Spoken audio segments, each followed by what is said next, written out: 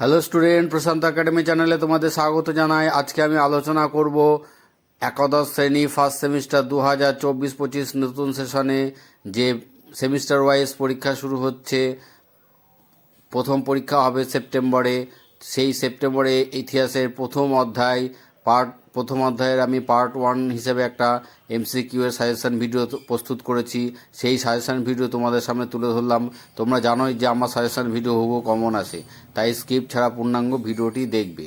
প্রথম অধ্যায়ের একাদশ শ্রেণীর ইতিহাস চেতনার প্রথম পর্বের এমসিকিউ, এরপরে ধাপ ধাপ ক্রমান্বয়ে আমি প্রশ্নগুলো তুলে ধরবো। তোমরা অবশ্যই আমার সাজেশন ভিডিওটি দেখো, আর যারা দেখছো তারা যদি এখনও আমার চ্যানেলটিকে সাবস্ক্রাইব না করে থাকো তাহলে অবশ্যই প্রশান্ত একাডেমি চ্যানেলটি সাবস্ক্রাইব করো।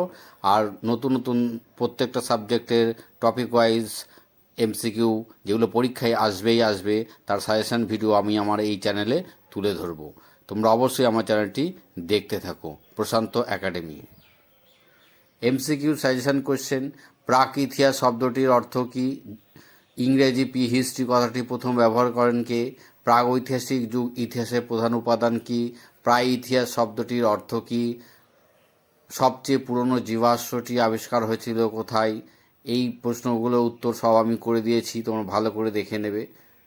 এই প্রশ্নগুলো খুব খুব ইম্পর্টেন্ট, পরীক্ষায় আসবার মতো। তোমরা নোট ডাউন করে রাখবে।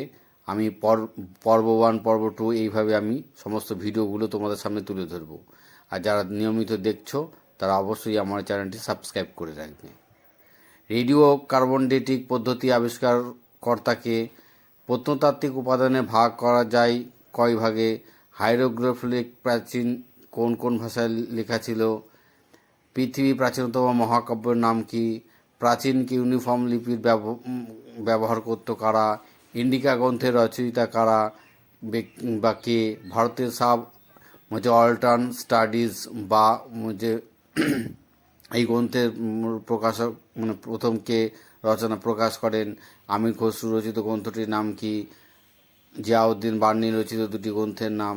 এই অল্টার্ন স্টাডিজ হচ্ছে কি নিম্নবর্গের ইতিহাস বলা হয় এই গ্রন্থটাকে অনেক সময়, যা রচনা করেছিলেন রঞ্জিত গুহ। যাই হোক, তোমরা অবশ্যই আমার এই ভিডিওটা দেখো, পূর্ণাঙ্গ রূপে দেখো, এই কোশ্চেনগুলো লিখে রাখো, এইগুলো খুব খুব ইম্পর্টেন্ট। ইতিহাসের বিজ্ঞানসম্মত ব্যাখ্যাকার বা জনক কাকে বলা হয়? প্রাগৈতিহাসিক যুগের মানুষ কি জানতো না?